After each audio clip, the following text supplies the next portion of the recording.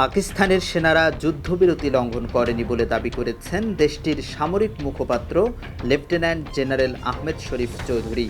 সাংবাদিকদের এক প্রশ্নের জবাবে তিনি বলেন, পাকিস্তান কখনো যুদ্ধবিরতির জন্য অনুরোধ জানায়নি।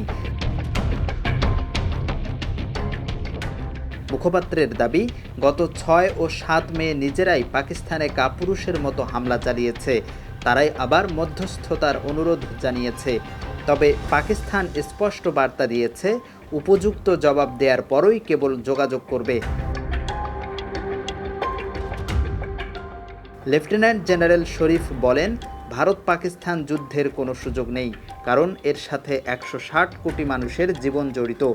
পাকিস্তান খুব পরিপক্বতার সাথে সংঘাত মোকাবেলা করেছে বলেও জানান তিনি বলেন, সেনাবাহিনীর মুখপাত্র হিসেবে ২০০% নিশ্চয়তা দিয়ে বলতে পারি যে আমাদের সেনারা এলওসিতে যুদ্ধবিরতি মেনে চলেছে। আমরা পেশাদারিত্বের সাথে কাজ করি এবং নিজেদের দেয়া প্রতিশ্রুতি রক্ষায় সরকারের নির্দেশনা কঠোরভাবে মেনে চলি।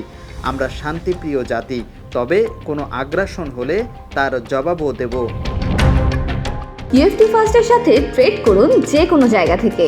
ক্যাম্পাসে ক্লাসের ফাঁকে, ঢাকার জ্যামে বসে কিংবা ঘরে বসে ট্রেডিং এখন হাতের মুঠোয়। তাই ট্রেড করুন যখন খুশি, যেখানে খুশি।